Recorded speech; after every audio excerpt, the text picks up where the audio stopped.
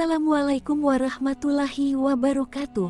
Selamat datang di channel Lentera Muslimin, channel yang menyediakan berbagai informasi yang bermanfaat bagi umat Islam Indonesia.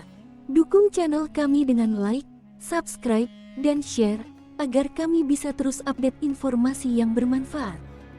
Video pembakaran kitab Al-Quran yang dilakukan oleh Rasmus Paludan banyak disorot oleh berbagai pihak mulai dari pemerintah hingga masyarakat muslim.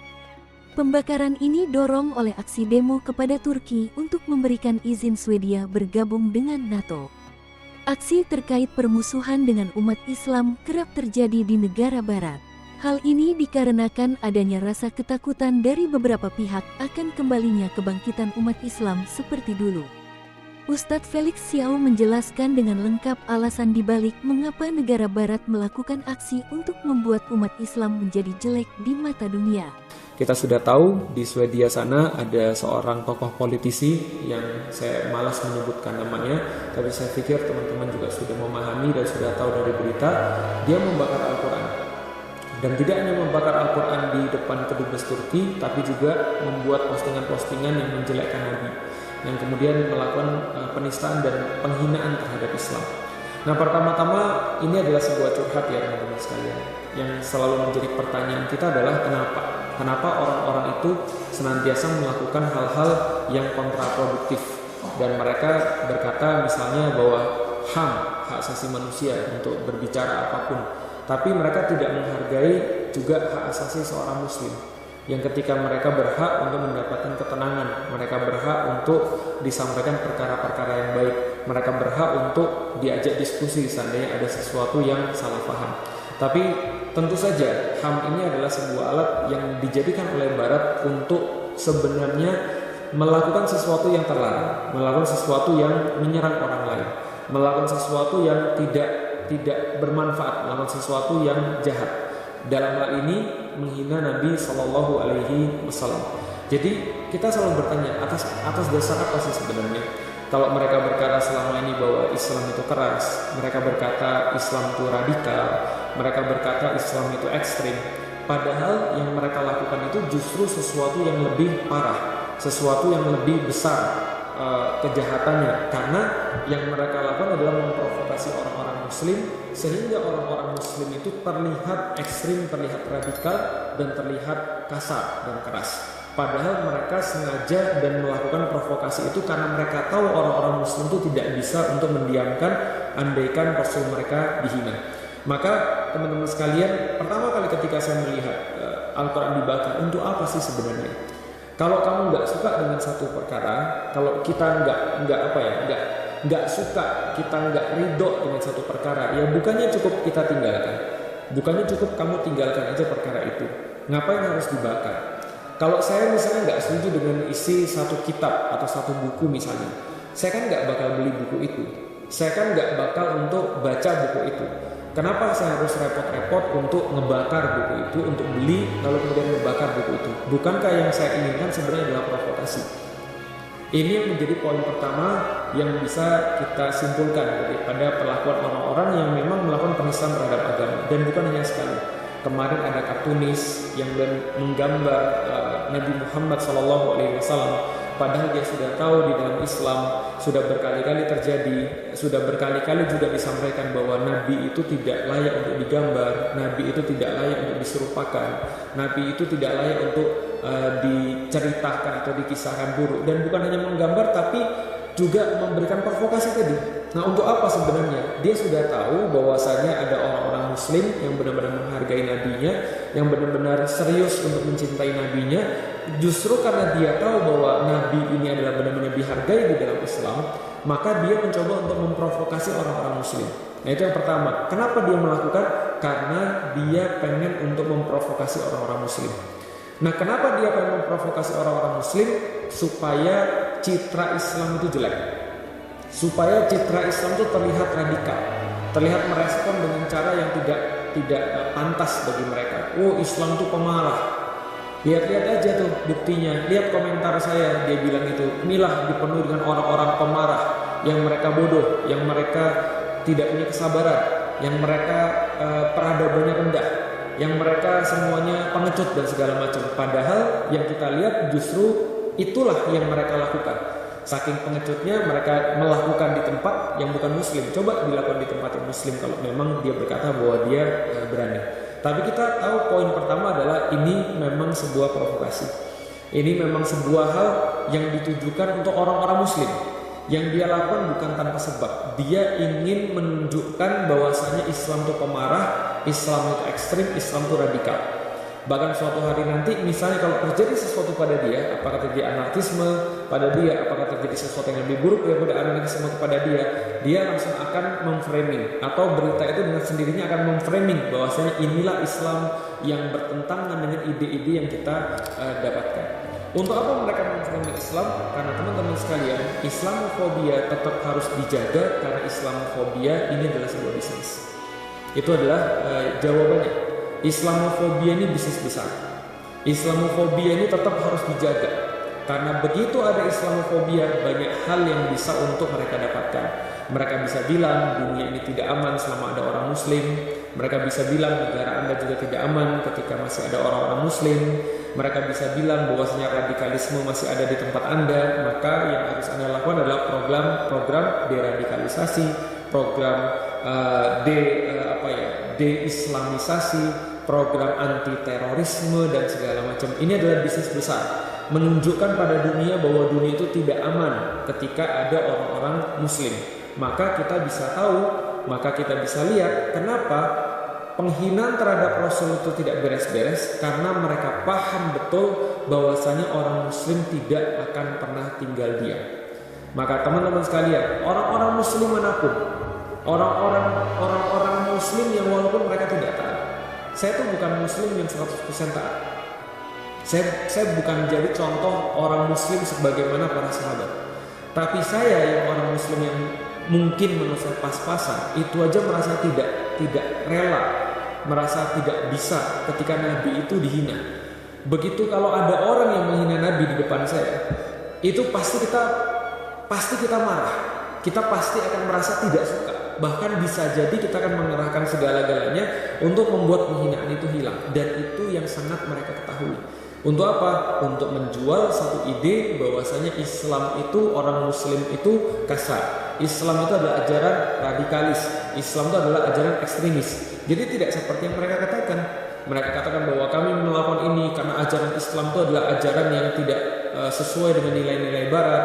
Bahwasanya Islam itu adalah agama yang bias terhadap perempuan, bahwasanya Islam itu mengekang kebebasan dan segala macam. Kalau memang itu adalah isu yang utama daripada mereka, toh mereka bisa ngajak diskusi, toh mereka bisa ngajak orang-orang ngobrol yang ngerti tentang Islam. Bukannya mereka bisa untuk mempelajari Islam. Kalau memang niatnya mereka adalah karena ini masalah narasi, kalau ini adalah masalah ide, tapi ternyata kan tidak. Yang mereka lakukan bukan diskusi, bukanlah beradu intelektualitas sebagaimana yang mereka agung-agungkan, sebagaimana mereka senantiasa dengung-dengungkan bahwa kami adalah orang yang intelek, bahwa kami adalah orang yang terpelajar, bahwa kami adalah orang yang beradab. Tapi yang mereka lakukan adalah memprovokasi. Mereka buat film, mereka buat pembakaran terhadap Al-Quran, mereka buat kartun, mereka buat segala macam. Yang itu sama sekali tidak ada hubungan dengan intelektualitas. Yang itu sama sekali nggak ada urusan dengan akal. Jadi itu adalah yang pertama, poin pertama. Kenapa ini terjadi? Karena Islamofobia adalah bisnis besar. Bisnis besar secara internasional, bisnis besar secara nasional. Ini bisnis besar banget. Dan teman-teman kalau mau iseng, coba lihat aja berapa banyak uang yang sudah dikeluarkan, uang yang akan dikeluarkan, yang sudah dikeluarkan untuk kemudian urusan deradikalisasi ini worldwide, teman-teman sekalian. Dalam setiap program pasti akan ada deradikalisasi yang selalu dikaitkan dengan anti terorisme, dan itu ditujukan pada apa? Pada Islam. Dan kenapa mereka melakukan ini? Karena growth Islam sangat besar sekali. Karena kalau kita lihat dari segi data, dari segi statistik, maka orang-orang yang mengidolakan Rasulullah Muhammad makin lama makin besar, makin tidak terbendung. Di Inggris misalnya, atau di Eropa yang kemarin saya dapat bahwasanya nama Muhammad ini adalah nama pertama yang paling tinggi dipakai di kelahiran anak-anak. Berarti kan minimal ada orang-orang muslim yang lahir banyak, atau banyak orang yang convert kepada Islam. Walaupun mungkin orang bilang itu refugee, itu adalah pengungsi, tapi ternyata di Eropa pertumbuhan Islam ini sangat tinggi sekali. Maka mereka perlu untuk menekan pertumbuhan Islam. Yuridu liyutfi'u nurullahi bi afwahihim. Yuriduna liyutfi'u nurullahi bi afwahihim. Mereka berusaha untuk menginginkan agar agama Allah ini hilang. Dan itu adalah salah satu yang mereka lakukan adalah dengan surprise orang-orang muslim, supaya orang-orang muslim tidak berkembang. Dengan isu apa? Dengan isu Islamofobia. Akhirnya orang-orang barat yang nggak ngerti mengatakan bahwa oh ya, Islam ini adalah ancaman bagi barat, Islam adalah threat buat peradaban barat. Ini adalah yang mereka coba untuk lakukan. Ini adalah poin yang pertama. Poin yang kedua, teman-teman sekalian yang dirahmati Allah, bahwasanya kita tuh nggak bisa bela Nabi sendiri. Bahwasanya seorang Felix Xiao tetap aja seorang Felix Xiao. Bahwasanya Felix Xiao bersama dengan jamaah di sini pun, teman-teman yang nonton ini pun, kita adalah tetap hanya kumpulan orang, komunitas yang kita punya keterbatasan. Sementara orang-orang yang menghina Islam itu mereka di backup oleh negara. Setidaknya mereka di backup oleh hukum legal negara. Dia bilang sendiri, saya bakar Al-Quran ini adalah legal karena Al-Quran yang saya beli sendiri, punya saya sendiri. Sah-sah saja kalau saya mau membakar barang-barang saya sendiri. Kan gitu, sah-sah saja dong, apa salah saya? Karena legalnya memang seperti itu. Dia bisa mengatakan ini legal di negara saya, maka saya di backup oleh negara. Lalu dia bilang, ini ada banyak orang-orang nih yang ngacau di tempat saya nih, ngacau di TL saya, ngacau di komen saya. Padahal itu memang dia inginkan. Ada dari Turki sama Indonesia dia bilang, yang ngacau. Berapa banyak pun kita komen di sana, dia malah senang karena dia berhasil. Kenapa dia berhasil? Dia bisa mengambil sebuah tadi contoh tentang Islam itu radikal, Islam itu ekstrim, orang-orang Islam itu tukang marah-marah, orang-orang Islam itu orang-orang yang mau bunuh orang dan segala macam. Dia bangga, saya mendapatkan ancaman dan segala macam daripada orang-orang bodoh ini dan seterusnya. Nah, ini memang provokasi. Kenapa? Karena dia di backup oleh negara. Karena itulah kita bisa melihat dalam sejarah penghinaan terhadap Rasulullah SAW itu tidak akan bakal berhenti.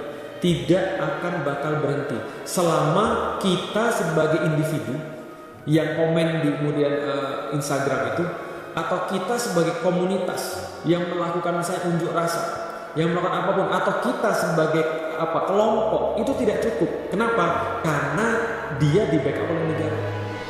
Karena dia merasa pede karena negaranya melindungi dia. Begitu kemudian ada orang yang misalnya melakukan kekerasan kepada dia di negara dia misalnya, orang yang ditangkap yang mana kira-kira? Yang ditangkap apakah yang membakar Al-Quran?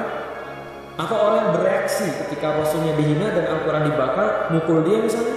Atau melukai dia misalnya? Siapa yang kemudian yang dihukum? Yang dihukum pasti orang-orang yang melukai dia.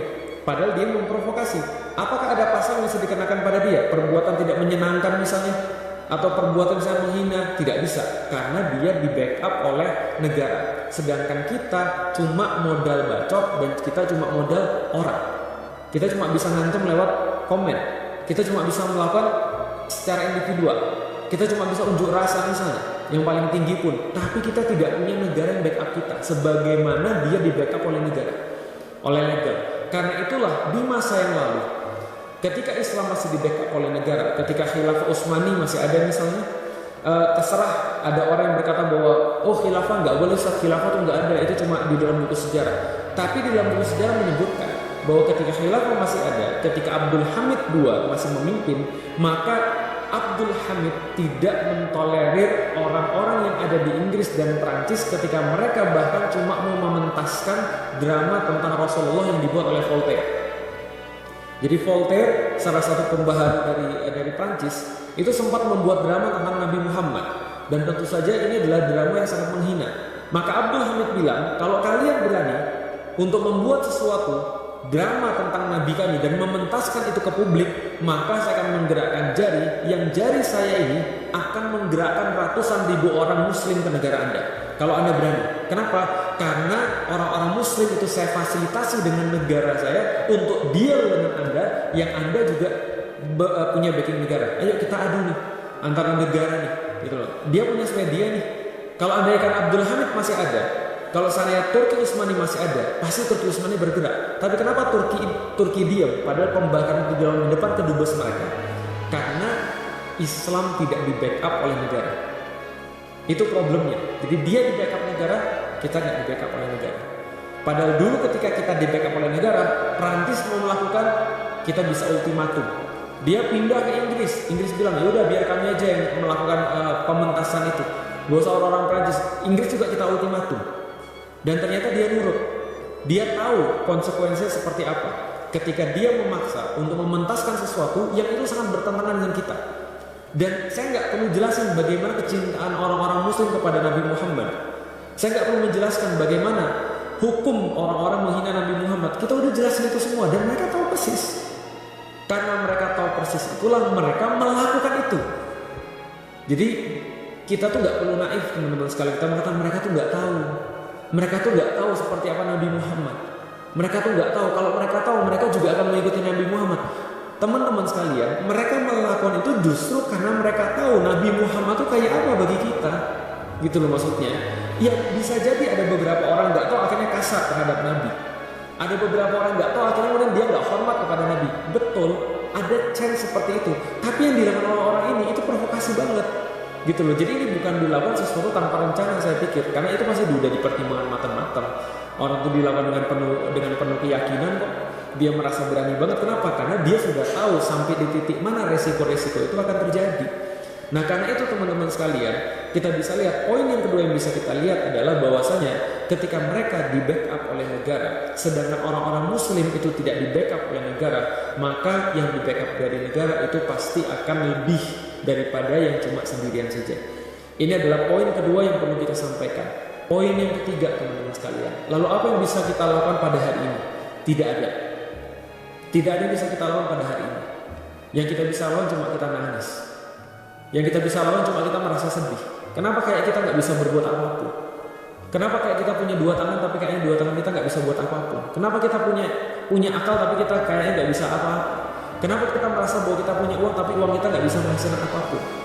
Kenapa kayaknya kita merasa lemah banget ya? Kenapa orang-orang Muslim paling banyak di Indonesia tapi Indonesia nggak pernah berucap apapun atas hal ini? Kita tuh berpikir kita bisa apa? Maka yang bisa kita lakukan itu tergantung apa yang kita punya teman-teman sekalian. Andaikan yang kita punya cuma tangan, jempol, ya udah. Yang kita bisa cuma memang batok. Yang kita bisa cuma memang cuma komen. Yang kita bisa cuma menyampaikan Islam ke orang, memperkenalkan Rasulullah SAW kepada orang-orang lain. Rasul tuh nggak gitu. Rasul tuh sayang sama orang-orang. Rasul tuh mikirin lo sama orang-orang, bahkan yang nggak Muslim pun dipikirin lo. Rasul tuh nangis lo ketika kemudian Allah menurunkan ayat bahwasanya Rasul itu akan diminta pertanggungjawaban atas seluruh manusia. Maka beliau mengatakan Ibnu Mas'ud berhenti baca ayat, berhenti baca Quran. Kenapa? Rasul merasa sedih. Kenapa? Ketika beliau harus bertanggung jawab atas semua manusia di hari akhir nanti.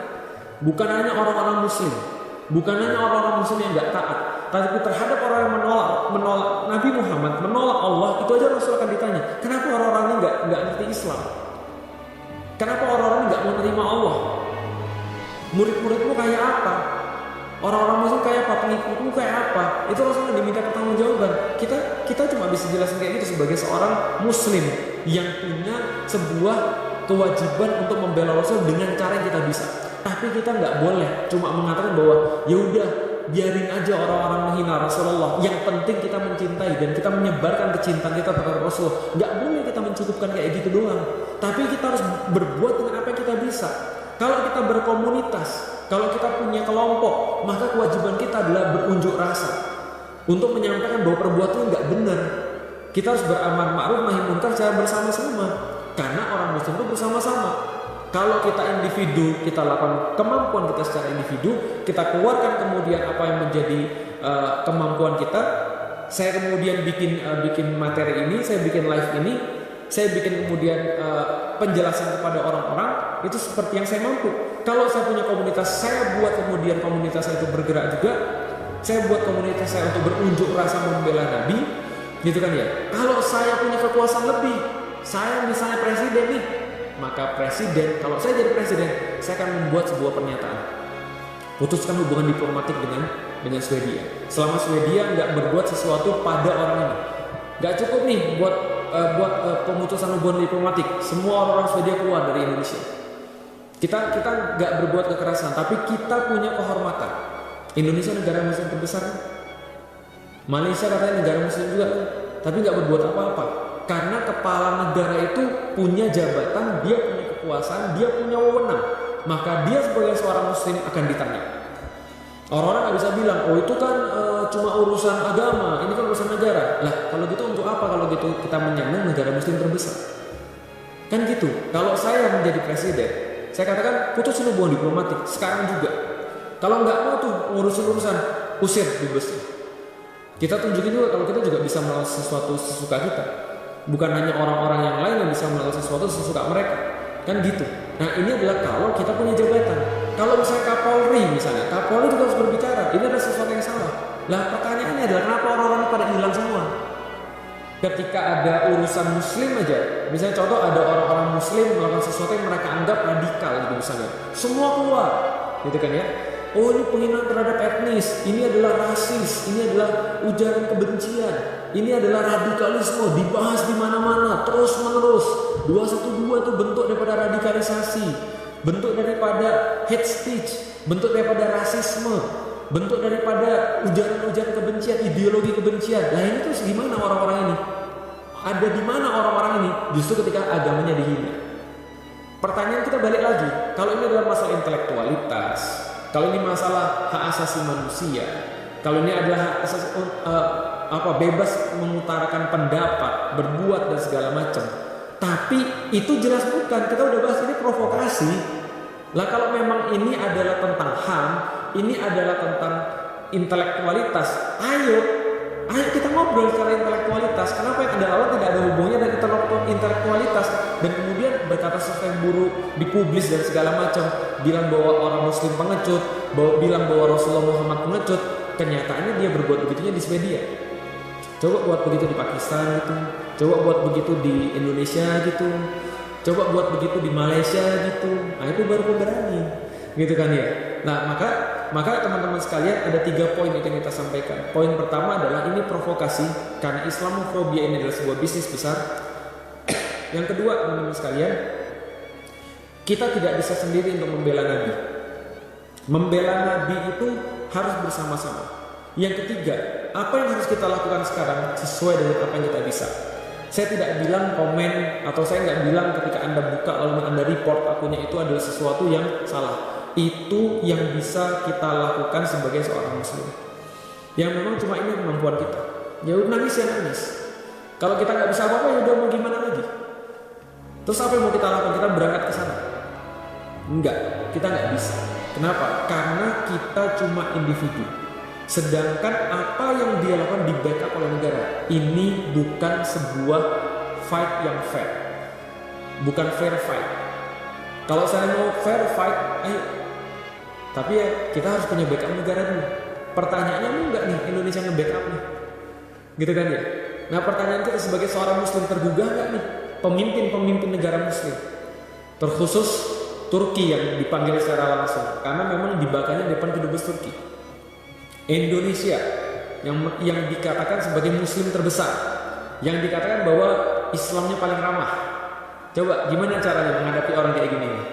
Coba dengan Islam Nusantara nih, gimana caranya menyadarkan orang kayak gini nih? Supaya dia bisa untuk ngerti dan bisa untuk paham. Bukan paham ya, tapi ya dia paham kedudukan Nabi, makanya dia buat itu. Kita sudah bahas. Tapi supaya orang ini berhenti daripada memprovokasi dan supaya tidak terjadi lagi hal kayak gini. Nggak ada cara lain kecuali sejarah sudah mengatakan kepada kita harus di backup oleh negara. Itu 3 poin yang bisa kita sampaikan teman-teman sekalian. Maka sebagai seorang muslim, kembali kita kemudian mengajak. Sebagai seorang muslim yang cuma punya tangan 2, lalu kemudian lisan, apapun yang kita punya, yuk kita ajak teman-teman yang lain supaya mereka lebih banyak mencintai Nabi, supaya mereka lebih banyak tahu tentang Nabi, supaya mereka bisa ngasih tahu pada orang-orang yang lain yang benar-benar niat tulus karena mereka nggak tahu Nabi, maka mereka belum mencintai Nabi, untuk ngasih tahu pada orang-orang tipe kayak gini. Yang kedua, kita harus sadar bahwa kita harus menyadarkan bukan hanya orang-orang secara individual, bukan hanya orang-orang secara kelompok, tapi kita harus punya backup negara. Sebagaimana orang-orang berbuat jahat, mereka di backup oleh negara. Yang ketiga, teman-teman sekalian, mudah-mudahan orang-orang punya kekuasaan, mudah-mudahan orang-orang punya wewenang, mudahan para pemimpin-pemimpin muslim mereka jadi tahu, oh kayak gini ya, ketika Rasul Muhammad dihina terus mereka nggak bisa apa-apa. Sedangkan orang tua mereka dihina aja mereka rela mati. Sedangkan orang tua mereka dihina aja mereka kalau kalah pun urusan belakangan. Yang penting maju dulu. Yang penting bisa nunjukin bahwa kita tuh sayang pada orang tua kita. Lah ini Rasulullah Shallallahu Alaihi Wasallam. Yang itu lebih berarti dan kita perlukan daripada kedua orang tua kita. Yang itu kita berharap syafaatnya. Kebayang nggak kalau seandainya nanti di yaumil qiyamah, terus kita bilang Rasul jauh di sana, kita maksa-maksa ketemu lalu kita bilang ya Rasulullah, syafaatmu ya Rasulullah, syafaatmu ya Rasulullah. Terus Rasul kita ajak ngomong, beliau nggak ngadep ke kita, beliau nggak ngajak kita ngomong. Kenapa? Karena perlakuan kita di dunia ketika Nabi dibuat sesuatu kita dengan entengnya mengatakan Nabi nggak usah dibela. Terima kasih telah menonton sampai habis. Semoga apa yang disampaikan oleh ulama bisa bermanfaat bagi kita semua. Amin ya robbal alamin. Wassalamualaikum warahmatullahi wabarakatuh.